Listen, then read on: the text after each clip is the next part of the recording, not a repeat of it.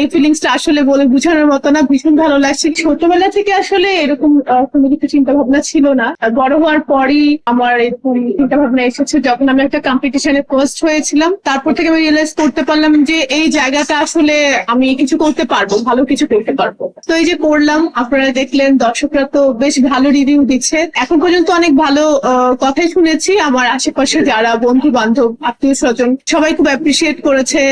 আর এই ফিলিংসটা আসলে বলে বোঝানোর মতো না, ভীষণ ভালো লাগছে। কিন্তু তারপরও আমি যেটা আমার সেট থেকে বলবো, স্যান্ডেলিনা সো, রূপচর্চায় আভিজাত্য।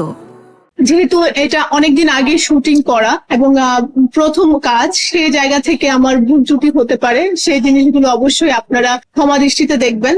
নেক্সট যে কোনো কাজ করার ক্ষেত্রে আরো ভালো কোনো কিছু করার চেষ্টা করব। অবশ্যই আপনাদের যেন আরো ভালো লাগে সেরকম কোনো কিছু করার চেষ্টা করব।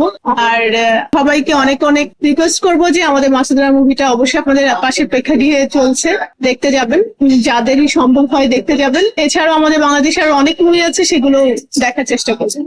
সেই ব্যাপারে এখনো আমি আসলে কিছু জানি না, সেটা হচ্ছে দর্শকের ব্যাপার। আর হচ্ছে ডিরেক্টর প্রডিউসার যারা আছেন তারা যদি মনে করেন যে আমাদেরকে একসাথে স্ক্রিনে বেশ ভালো লাগছে, তাহলে অবশ্যই আপনারা দেখতে পারবেন।